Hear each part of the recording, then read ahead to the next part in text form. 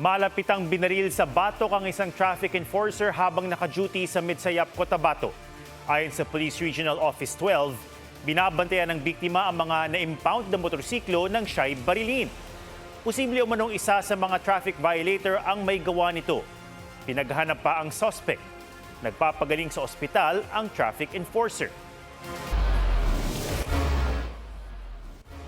Patay ang magkapatid sa Rodriguez, Rizal matapos madaganan ng malalaking tipak ng bato ang kanilang bahay sa kasagsagan ng ulan kaninang tanghali.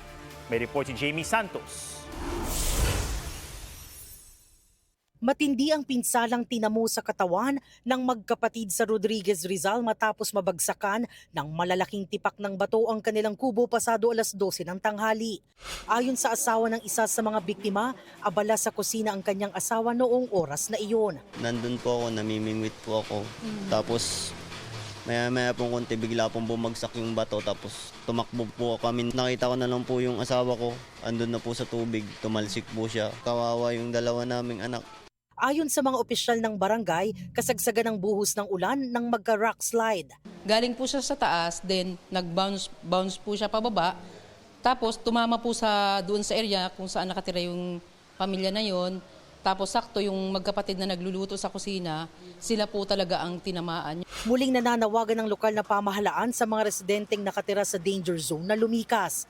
Pansamantalang nanunuluyan sa barangay ang kaanak ng mga nasawi. Jamie Santos, GMA News.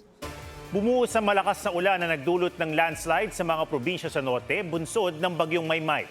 Pinalalakas din ng bagyo ang habagat na magdamag namang nagpaulan sa Metro Manila. May report si Oscar Oida. Ito na po ang sitwasyon ngayon dito sa... Nilamon na lang baha ang tulay na ito sa Barangay Sagana sa Laur, Nueva Ecija. Nawas out na po sa lakas po ng tubig na nanggagaling sa bundok. Ang nagsisilbing detour road doon, sinira muna para hindi magbara ang tubig sa sapa. Nanubog naman ang isang maisan sa bayan ng Bungabon. Damag lang po yan. Inilikas din ang mga alagang kalabaw. Isa ang Nueva Ecija sa mga direktang naapektuhan ng Bagyong Luis bago ito malusaw.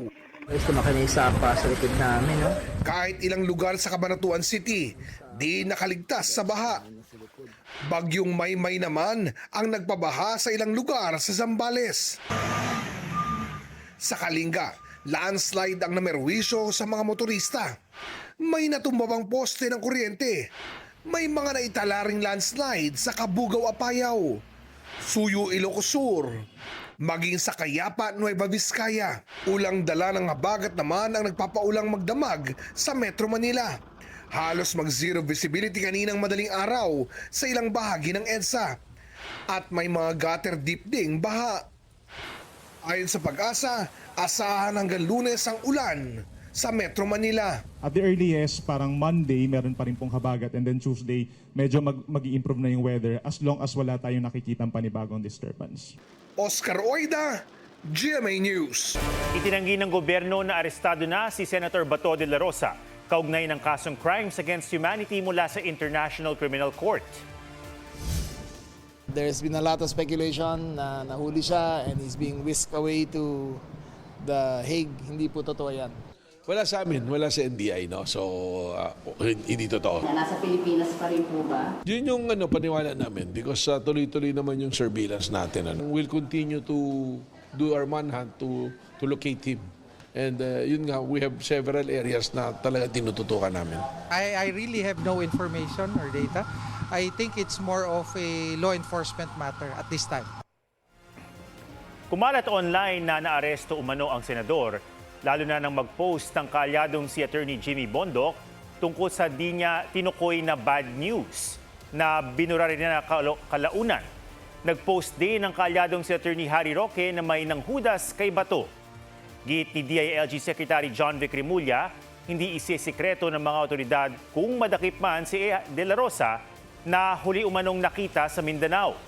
Question naman ni Palace Press Officer Claire Castro ang timing ng mga post ni na Bondoc at Roque na itinaon umano para matabunan ang mga nasiwalat ng Commission on Audit tungkol sa confidential funds si Vice President Sara Duterte. Kita umano ang motibo sa tinawag ng diversionary tactic ng mga kaalyado ng bise. Sinusubukan ng GMA News na makuha ang reaksyon ni Bondok at Roque kaugnay niyan. Day 13 ng impeachment trial ni Vice President Sara Duterte. Sa muling pagtestigo ni dating State Auditor Attorney Roderick Wamil, kwestiyon ni Senator Judge Amy Marcos kung may pananagutan nga ba si Vice President Sara Duterte, gayong hindi naman ang busy ang mismong may hawak ng confidential funds. May report si Joseph Moro.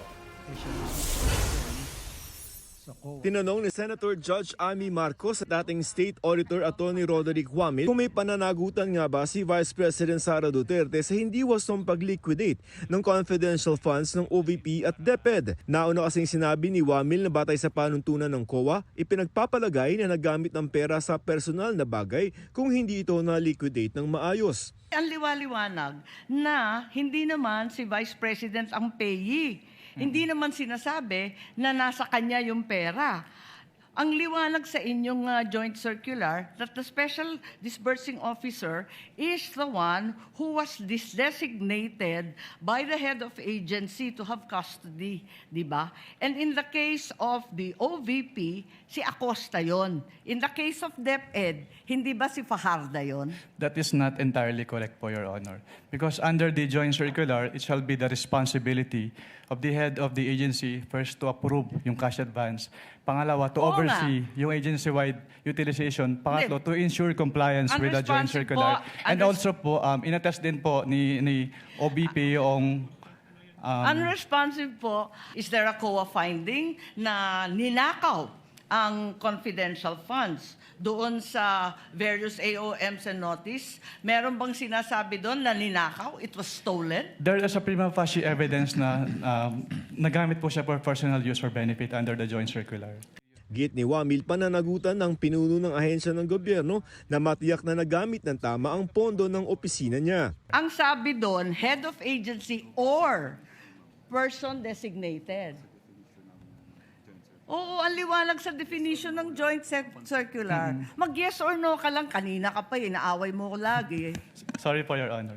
But hindi po ako pwedeng mag-answer categorically since yun nga po yung provision. Lumabas din sa pagdinig na ipinababalik ng COA sa Office of the Vice President ang mahigit 73 million pesos na pera ng gobyerno. Hindi raw kasi nakapagpakita ang OVP ng pruweba ng pinagkagastusan ng pondo. Kapag naging final na po, on the level pa lang po ng COA, ay dapat na po siyang bayaran. Even if there is a pending petition with the Supreme Court, hindi po siya may stay unless may TRO po. Pagsisiwalat pa ni Wamil, imbes na official receipts mula sa mga pinagbilhan, acknowledgement receipts o papel na pinapipirmahan sa taong tumanggap ng cash o in-kind lamang ang ipinasa ng OVP. Masasabi mo bang standard practice yan ng iba pang mga ahensyang iyong na-audit?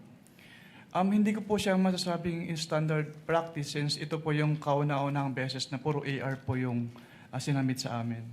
Ang OVP lamang din daw ang naranasan ni Wamil na tumangging tanggapin ang unang audit observation memo na naglalaman ng mga paglabag sa liquidation rules. Wala daw pong mag-i-receive. Nangyayari ba yan na hindi tinatanggap ng ahensya? Yan po yung first time na nangyari po, Your Honor. So, that's unusual? Yes po, that's unusual po. Dagdag pa ni Wamil sa pulong ng OVP at COA noong September 2023, hiniling ng kampo ng BICE na imbes na audit observation memo, baka pwedeng audit query na lamang ang ibigay sa kanila. Tumanggi raw ang COA dahil labas ito sa proseso. Kasama niya sa pulong na yon ang Defense Counsel ngayon ng BICE na si Attorney Michael Poa. Hindi po pa conflict of interest yun para siya ay mag-represent dito ngayon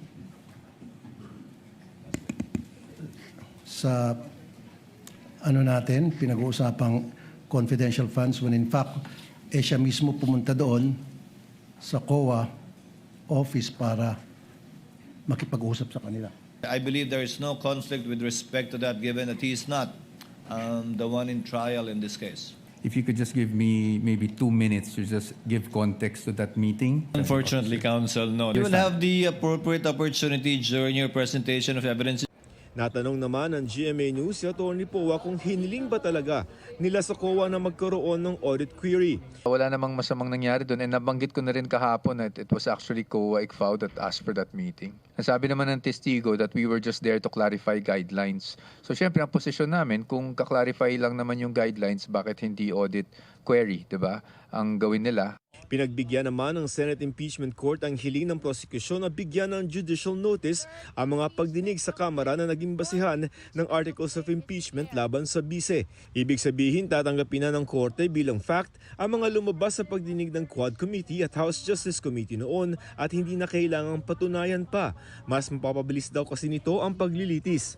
Pagkontra ng depensa, hindi ito dapat otomatikong gawing ebidensya sa Senate Impeachment Court. Dapat din umunong bigyan ng pagkakataon ng kampo ng bise na i-cross-examine ang mga nasa likod ng ebidensya gaya na video recordings at committee reports. They remain assertions that must be proven by evidence. It is not a substitute for the presentation and formal offer of competent evidence, nor does it dispense with the applicable rules on authentication, hearsay, relevance, and the right of the respondent to object and confront the evidence presented against her. Joseph Morong, GMA News. Ibinasura ng Korte Suprema ang pinagsamang petisyon ni Vice President Sara Duterte at abogadong si Israelito Torion, kaugnay sa pagkwestiyon nila sa impeachment proceedings ng Kamara na lumagpas umano na sa Constitutional Authority dahil sa pangalap ng ebidensya sa pagdinig. Sabi ng Korte, moot na o hindi na nangangailangan ng resolusyon ng mga petisyon dahil naaprubahan na at nai-transmit ang Articles of Impeachment sa Senado. Arestado sa entrapment operation ang isang babaeng nagbebenta umano ng mga peking concert ticket ng K-pop superstar na BTS. Inireklamo ang suspect ng isa sa mga bumili na napansing ang kanyang seat number ay pareho ng nasa ticket ng iba pang nabentahan. Mahigit 14,000 pesos ang presyo ng ticket. Nagreklamo rin ng mga iba pang bumili ng concert ticket. Maharap sa reklamong estafa ang babae na sinusubukan pang makuhanan ng pahayag. Para sa patuloy na pangangalaga sa kalikasan, ilang mangingisda sa Iloilo ang tinuruan para mapanumbalik ang magandang kalagayan ng marine ecosystem.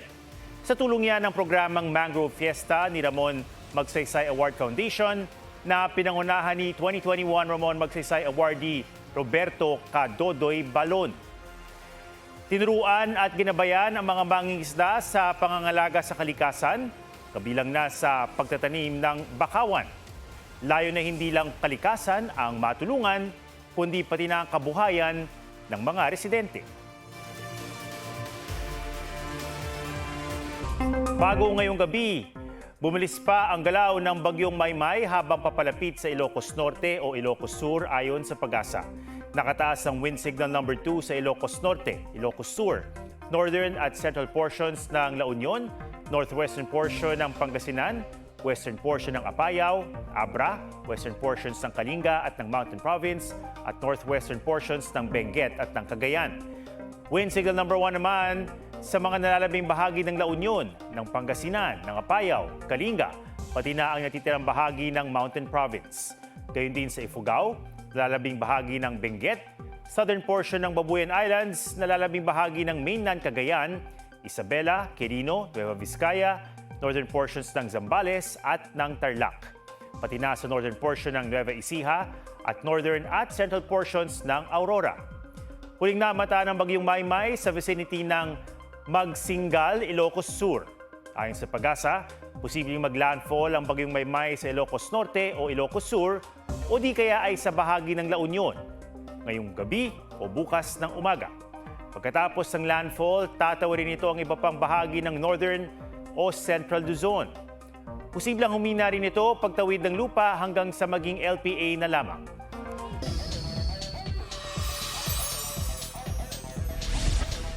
Mikey Quintos, pinaghahandaan na ang licensure exam. Last year nagtapos ng architecture si Mikey after 10 years in college. Abala rin si Mikey sa pagpapractice ng kanyang kurso. I partnered with my best friend noong college na lisensyadong architect na, and I'm actually in it for experience. Maybe next year I'll take the boards. Sayang naman yung 10 taon kung di ko ibo-boards, diba? Busy naman sa paghahanda para sa kanilang fan concert this Saturday na Dustbia Love Actually, sina Dustin Yu at Bianca De Vera. Ipinasilip ni Dustin ang kanilang rehearsals. Una nang sinabi ng Dustbia na may sorpresa sila sa dulo ng event na di raw dapat palampasin. Aubrey Carampel, GMA News.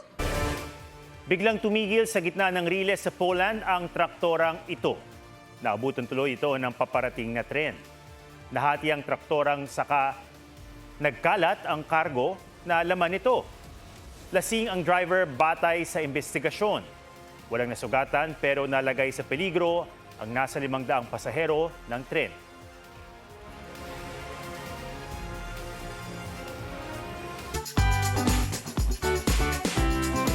Badminton ang laro pero ang moves pang volleyball at ang ending naging swimming.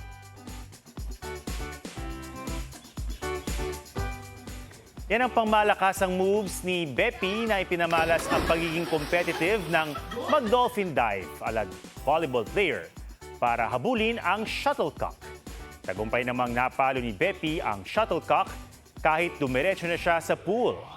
Ang competitive spirit ni Bepi lumabas sa kanilang team building activity. Kapapasok lang na balita, walang pasok sa lahat ng antas ng paaralan at tanggapan ng gobyerno sa buong Metro Manila bukas ayon sa Malacanang. Pati na sa Ilocos Sur, La Union, Benguet, Pangasinan, Abra, Zambales, Kalinga, Mountain Province, Ifugao, Ilocos Norte, Apayao, Nueva Vizcaya, Tarlac, Nueva Ecija, Bataan, Pampanga, Bulacan, Rizal, Cavite, Batangas, Laguna at Occidental Mindoro. At yan ang mga balitang dapat niyong malaman. Ito ang GMA News. Walang kinikilingan, walang pinoprotektahan. Noon at ngayon, serbisyong totoo. Ako po si Ato Maraulio at ito ang State of the Nation.